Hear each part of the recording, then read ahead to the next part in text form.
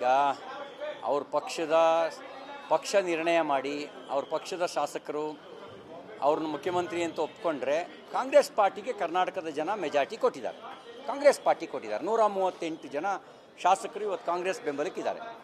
ಆದರೆ ಹೀಗೆ ಹೇಳೋದ್ರ ಮೂಲಕ ಎಲ್ಲೋ ಒಂದು ಕಡೆಗೆ ಹಾಲಿ ಮುಖ್ಯಮಂತ್ರಿ ಸಿದ್ದರಾಮಯ್ಯನವರಿಗೆ ಅಪಮಾನಿಸುವ ಕೆಲಸವನ್ನು ಮಾಡ್ತಾ ಇದ್ದಾರೆ ಅನ್ನೋಂತಕ್ಕಂಥ ಅನುಮಾನ ಬರ್ತಾ ಇದೆ. ಏಕೆಂದರೆ ಮುಖ್ಯಮಂತ್ರಿಯಾಗಿ ಸಿದ್ದರಾಮಯ್ಯನವರು ಇದ್ದಾರೆ, ಅವರಿಗಿದು ಒಂದು ರೀತಿಯ ಅಪಮಾನ ಅಂತ ಹಿರಿಯರನ್ನ ಕೂರಿಸಿ ಅಪಮಾನ ಯಾಕೆ ಮಾಡ್ತೀರಿ? ಇಳಿಸ್ತೀವಿ ಅಂದು ಒಂದೇ ಸರಿ ಇಳಿಸ್ರಿ. ದಿನ ಯಾಕೆ ಅಪಮಾನ ಮಾಡ್ತೀರಿ? ಹಾದಿ ಬೀದಿನಲ್ಲಿ ಆ ಸ್ಥಾನಕ್ಕೆ ಯಾಕೆ ಅಪಮಾನ ಮಾಡ್ತೀರಿ? ಇಳಿಸ್ಬೇಕು ಅಂದ್ರೆ ಒಂದೇ ದಿನ ಇಳಿಸ್ರಿ. ನಿಮ್ಮ ಶಾಸಕಾಂಗ ಪಕ್ಷದ ಸಭೆ ಕರೀರಿ, ಸಭೆ ಕರೆದು ನಿರ್ಣಯ ತಗೊಳ್ಳಿ, ಇಳಿಸಿ. ನಿಮ್ಮ ಪಾರ್ಟಿ ಹೈಕಮಾಂಡ್ದು ನಿರ್ಣಯ ತಗೊಳ್ಳಿ, ಇಳಿಸಿ. ಆದರೆ ಅವ್ರನ್ನ ಕೂರಿಸಿ ಯಾಕೆ ಅಪಮಾನ ಮಾಡ್ತೀರಿ? ಈಗ 7ನೇ ತಾರೀಕು ಬಜೆಟ್ ಮಂಡಿಸ್ತಾರೆ. ಆ ಬಜೆಟಿಗೆ ಏನು ಬೆಲೆ ಇರುತ್ತೆ? ನೀವು ಇಳಿಯೋರು, ಹೋಗೋರು, ಔಟ್ ಗೋಯಿಂಗ್ ಅಂದರೆ ಆ ಬಜೆಟ್ ಮಂಡನೆಗೇನು ಗೌರವ ಇರುತ್ತೆ? ನಾವೆಲ್ಲ ಹಿಂಗೆ ಆದಿರಂಪ ಬಿದಿರಂಪ ಮಾಡಿರಲಿಲ್ಲ. ನಾವೇ ಆದಿರಂಪ ಈ ರೀತಿ ಆದಿರಂಪ ಬಿದಿರಂಪ ನಾವು ಮಾಡಿರಲಿಲ್ಲ. ನಾವು ಆದಿರಂಪ ಬಿದಿರಂಪ ಮಾಡಿರಲಿಲ್ಲ. ಈ ರೀತಿಯ ದಿನ ಹೇಳೋ ಕೆಲಸ ಮಾಡಿರಲಿಲ್ಲ. ನಾವೇನಾರು ಹೇಳಿದೀವಾ?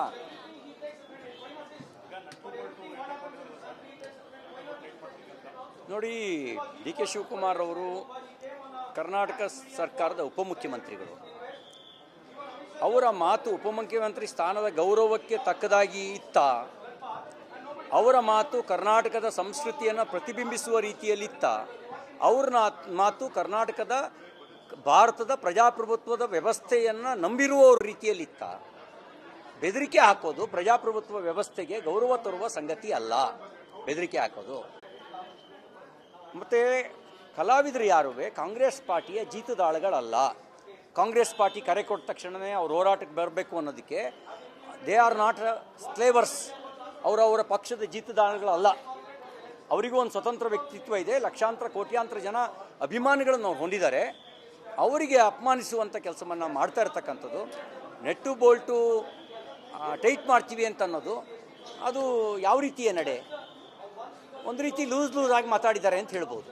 ಈಗ ಅವ್ರ ಪಕ್ಷ ನಿರ್ಣಯ ಮಾಡಿ ಅವ್ರ ಪಕ್ಷದ ಶಾಸಕರು ಅವ್ರನ್ನ ಮುಖ್ಯಮಂತ್ರಿ ಅಂತ ಒಪ್ಕೊಂಡ್ರೆ ಕಾಂಗ್ರೆಸ್ ಪಾರ್ಟಿಗೆ ಕರ್ನಾಟಕದ ಜನ ಮೆಜಾರಿಟಿ ಕೊಟ್ಟಿದ್ದಾರೆ.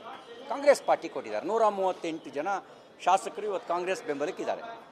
ಆದರೆ ಹೀಗೆ ಹೇಳೋದ್ರ ಮೂಲಕ ಎಲ್ಲೋ ಒಂದು ಕಡೆಗೆ ಹಾಲಿ ಮುಖ್ಯಮಂತ್ರಿ ಸಿದ್ದರಾಮಯ್ಯನವರಿಗೆ ಅಪಮಾನಿಸುವ ಕೆಲಸವನ್ನು ಮಾಡ್ತಾ ಇದ್ದಾರೆ ಅನ್ನೋಂತಕ್ಕಂಥ ಅನುಮಾನ ಬರ್ತಾ ಇದೆ. ಏಕೆಂದರೆ ಮುಖ್ಯಮಂತ್ರಿಯಾಗಿ ಸಿದ್ದರಾಮಯ್ಯನವರು ಇದ್ದಾರೆ, ಅವರಿಗಿದು ಒಂದು ರೀತಿಯ ಅಪಮಾನ ಅಂತ ಹಿರಿಯರನ್ನ ಕೂರಿಸಿ ಅಪಮಾನ ಯಾಕೆ ಮಾಡ್ತೀರಿ? ಇಳಿಸ್ತೀವಿ ಅಂದು ಒಂದೇ ಸರಿ ಇಳಿಸ್ರಿ. ದಿನ ಯಾಕೆ ಅಪಮಾನ ಮಾಡ್ತೀರಿ? ಹಾದಿ ಬೀದಿನಲ್ಲಿ ಆ ಸ್ಥಾನಕ್ಕೆ ಯಾಕೆ ಅಪಮಾನ ಮಾಡ್ತೀರಿ? ಇಳಿಸ್ಬೇಕು ಅಂದ್ರೆ ಒಂದೇ ದಿನ ಇಳಿಸ್ರಿ. ನಿಮ್ಮ ಶಾಸಕಾಂಗ ಪಕ್ಷದ ಸಭೆ ಕರೀರಿ, ಸಭೆ ಕರೆದು ನಿರ್ಣಯ ತಗೊಳ್ಳಿ, ಇಳಿಸಿ. ನಿಮ್ಮ ಪಾರ್ಟಿ ಹೈಕಮಾಂಡ್ದು ನಿರ್ಣಯ ತಗೊಳ್ಳಿ, ಇಳಿಸಿ. ಆದರೆ ಅವ್ರನ್ನ ಕೂರಿಸಿ ಯಾಕೆ ಅಪಮಾನ ಮಾಡ್ತೀರಿ? ಈಗ 7ನೇ ತಾರೀಕು ಬಜೆಟ್ ಮಂಡಿಸ್ತಾರೆ. ಆ ಬಜೆಟಿಗೆ ಏನು ಬೆಲೆ ಇರುತ್ತೆ? ನೀವು ಇಳಿಯೋರು, ಹೋಗೋರು, ಔಟ್ ಗೋಯಿಂಗ್ ಅಂದರೆ ಆ ಬಜೆಟ್ ಮಂಡನೆಗೇನು ಗೌರವ ಇರುತ್ತೆ? ನಾವೆಲ್ಲ ಹಿಂಗೆ ಆದಿರಂಪ ಬಿದಿರಂಪ ಮಾಡಿರಲಿಲ್ಲ. ನಾವೇ ಆದಿರಂಪ ಈ ರೀತಿ ಆದಿರಂಪ ಬಿದಿರಂಪ ನಾವು ಮಾಡಿರಲಿಲ್ಲ. ನಾವು ಆದಿರಂಪ ಬಿದಿರಂಪ ಮಾಡಿರಲಿಲ್ಲ. ಈ ರೀತಿಯ ದಿನ ಹೇಳೋ ಕೆಲಸ ಮಾಡಿರಲಿಲ್ಲ. ನಾವೇನಾರು ಹೇಳಿದೀವಾ?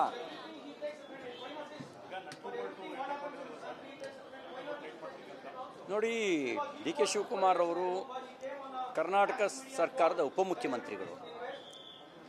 ಅವರ ಮಾತು ಉಪಮುಖ್ಯಮಂತ್ರಿ ಸ್ಥಾನದ ಗೌರವಕ್ಕೆ ತಕ್ಕದಾಗಿ ಇತ್ತ?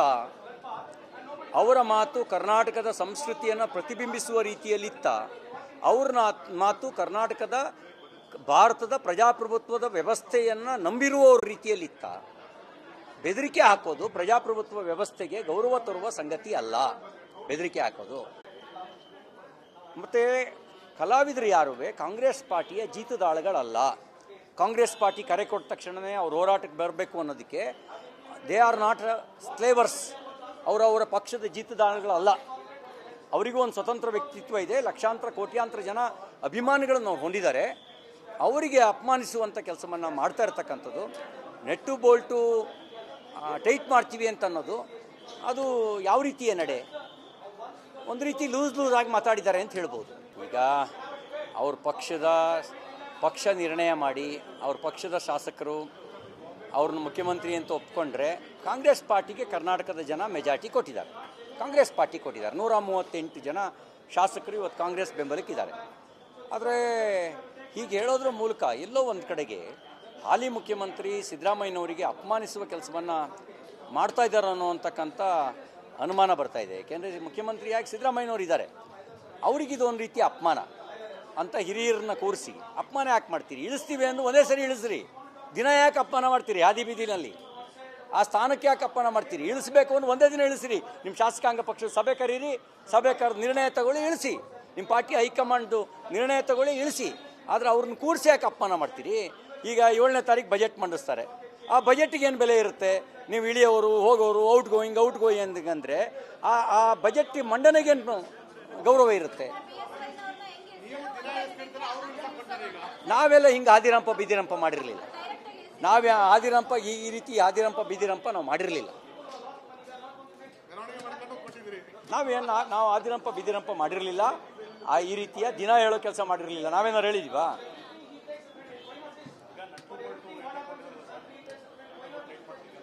ನೋಡಿ, ಡಿ ಕೆ ಶಿವಕುಮಾರ್ ಅವರು ಕರ್ನಾಟಕ ಸರ್ಕಾರದ ಉಪಮುಖ್ಯಮಂತ್ರಿಗಳು. ಅವರ ಮಾತು ಉಪಮುಖ್ಯಮಂತ್ರಿ ಸ್ಥಾನದ ಗೌರವಕ್ಕೆ ತಕ್ಕದಾಗಿ ಇತ್ತ? ಅವರ ಮಾತು ಕರ್ನಾಟಕದ ಸಂಸ್ಕೃತಿಯನ್ನು ಪ್ರತಿಬಿಂಬಿಸುವ ರೀತಿಯಲ್ಲಿತ್ತ? ಅವ್ರ ಮಾತು ಕರ್ನಾಟಕದ ಭಾರತದ ಪ್ರಜಾಪ್ರಭುತ್ವದ ವ್ಯವಸ್ಥೆಯನ್ನು ನಂಬಿರುವ ರೀತಿಯಲ್ಲಿತ್ತ? ಬೆದರಿಕೆ ಹಾಕೋದು ಪ್ರಜಾಪ್ರಭುತ್ವ ವ್ಯವಸ್ಥೆಗೆ ಗೌರವ ತರುವ ಸಂಗತಿ ಅಲ್ಲ. ಬೆದರಿಕೆ ಹಾಕೋದು. ಮತ್ತು ಕಲಾವಿದರು ಯಾರುವೆ ಕಾಂಗ್ರೆಸ್ ಪಾರ್ಟಿಯ ಜೀತದಾಳುಗಳಲ್ಲ. ಕಾಂಗ್ರೆಸ್ ಪಾರ್ಟಿ ಕರೆ ಕೊಟ್ಟ ತಕ್ಷಣವೇ ಅವ್ರು ಹೋರಾಟಕ್ಕೆ ಬರಬೇಕು ಅನ್ನೋದಕ್ಕೆ ದೇ ಆರ್ ನಾಟ್ ಸ್ಲೇವರ್ಸ್. ಅವರವರ ಪಕ್ಷದ ಜೀತದಾಳುಗಳಲ್ಲ. ಅವರಿಗೂ ಒಂದು ಸ್ವತಂತ್ರ ವ್ಯಕ್ತಿತ್ವ ಇದೆ. ಲಕ್ಷಾಂತರ ಕೋಟ್ಯಾಂತರ ಜನ ಅಭಿಮಾನಿಗಳನ್ನು ಅವ್ರು ಹೊಂದಿದ್ದಾರೆ. ಅವರಿಗೆ ಅಪಮಾನಿಸುವಂಥ ಕೆಲಸವನ್ನು ಮಾಡ್ತಾ ಇರ್ತಕ್ಕಂಥದ್ದು, ನೆಟ್ಟು ಬೋಲ್ಟು ಟೈಟ್ ಮಾಡ್ತೀವಿ ಅಂತ ಅನ್ನೋದು ಅದು ಯಾವ ರೀತಿಯ ನಡೆ? ಒಂದು ರೀತಿ ಲೂಸ್ ಆಗಿ ಮಾತಾಡಿದ್ದಾರೆ ಅಂತ ಹೇಳ್ಬೋದು. ಈಗ ಅವ್ರ ಪಕ್ಷ ನಿರ್ಣಯ ಮಾಡಿ ಅವ್ರ ಪಕ್ಷದ ಶಾಸಕರು ಅವ್ರನ್ನ ಮುಖ್ಯಮಂತ್ರಿ ಅಂತ ಒಪ್ಕೊಂಡ್ರೆ ಕಾಂಗ್ರೆಸ್ ಪಾರ್ಟಿಗೆ ಕರ್ನಾಟಕದ ಜನ ಮೆಜಾರಿಟಿ ಕೊಟ್ಟಿದ್ದಾರೆ. ಕಾಂಗ್ರೆಸ್ ಪಾರ್ಟಿ ಕೊಟ್ಟಿದ್ದಾರೆ. 138 ಜನ ಶಾಸಕರು ಇವತ್ತು ಕಾಂಗ್ರೆಸ್ ಬೆಂಬಲಕ್ಕಿದ್ದಾರೆ. ಆದರೆ ಹೀಗೆ ಹೇಳೋದ್ರ ಮೂಲಕ ಎಲ್ಲೋ ಒಂದು ಕಡೆಗೆ ಹಾಲಿ ಮುಖ್ಯಮಂತ್ರಿ ಸಿದ್ದರಾಮಯ್ಯನವರಿಗೆ ಅಪಮಾನಿಸುವ ಕೆಲಸವನ್ನು ಮಾಡ್ತಾ ಇದ್ದಾರೆ ಅನ್ನೋಂತಕ್ಕಂಥ ಅನುಮಾನ ಬರ್ತಾ ಇದೆ. ಏಕೆಂದರೆ ಮುಖ್ಯಮಂತ್ರಿಯಾಗಿ ಸಿದ್ದರಾಮಯ್ಯನವರು ಇದ್ದಾರೆ, ಅವರಿಗಿದು ಒಂದು ರೀತಿಯ ಅಪಮಾನ ಅಂತ ಹಿರಿಯರನ್ನ ಕೂರಿಸಿ ಅಪಮಾನ ಯಾಕೆ ಮಾಡ್ತೀರಿ? ಇಳಿಸ್ತೀವಿ ಅಂದ್ರೆ ಒಂದೇ ಸರಿ ಇಳಿಸ್ರಿ. ದಿನ ಯಾಕೆ ಅಪಮಾನ ಮಾಡ್ತೀರಿ? ಹಾದಿ ಬೀದಿನಲ್ಲಿ ಆ ಸ್ಥಾನಕ್ಕೆ ಯಾಕೆ ಅಪಮಾನ ಮಾಡ್ತೀರಿ? ಇಳಿಸ್ಬೇಕು ಅಂದ್ರೆ ಒಂದೇ ದಿನ ಇಳಿಸ್ರಿ. ನಿಮ್ಮ ಶಾಸಕಾಂಗ ಪಕ್ಷದ ಸಭೆ ಕರೀರಿ, ಸಭೆ ಕರೆದು ನಿರ್ಣಯ ತಗೊಳ್ಳಿ, ಇಳಿಸಿ. ನಿಮ್ಮ ಪಾರ್ಟಿ ಹೈಕಮಾಂಡ್ದು ನಿರ್ಣಯ ತಗೊಳ್ಳಿ, ಇಳಿಸಿ. ಆದರೆ ಅವ್ರನ್ನ ಕೂರಿಸಿ ಯಾಕೆ ಅಪಮಾನ ಮಾಡ್ತೀರಿ? ಈಗ 7ನೇ ತಾರೀಕು ಬಜೆಟ್ ಮಂಡಿಸ್ತಾರೆ. ಆ ಬಜೆಟಿಗೆ ಏನು ಬೆಲೆ ಇರುತ್ತೆ? ನೀವು ಇಳಿಯೋರು, ಹೋಗೋರು, ಔಟ್ ಗೋಯಿಂಗ್ ಅಂದರೆ ಆ ಬಜೆಟ್ ಮಂಡನೆಗೇನು ಗೌರವ ಇರುತ್ತೆ? ನಾವೆಲ್ಲ ಹಿಂಗೆ ಆದಿರಂಪ ಬಿದಿರಂಪ ಮಾಡಿರಲಿಲ್ಲ. ನಾವೇ ಆದಿರಂಪ ಈ ರೀತಿ ಆದಿರಂಪ ಬಿದಿರಂಪ ನಾವು ಮಾಡಿರಲಿಲ್ಲ. ನಾವು ಆದಿರಂಪ ಬಿದಿರಂಪ ಮಾಡಿರಲಿಲ್ಲ. ಈ ರೀತಿಯ ದಿನ ಹೇಳೋ ಕೆಲಸ ಮಾಡಿರಲಿಲ್ಲ. ನಾವೇನಾರು ಹೇಳಿದ್ವಾ?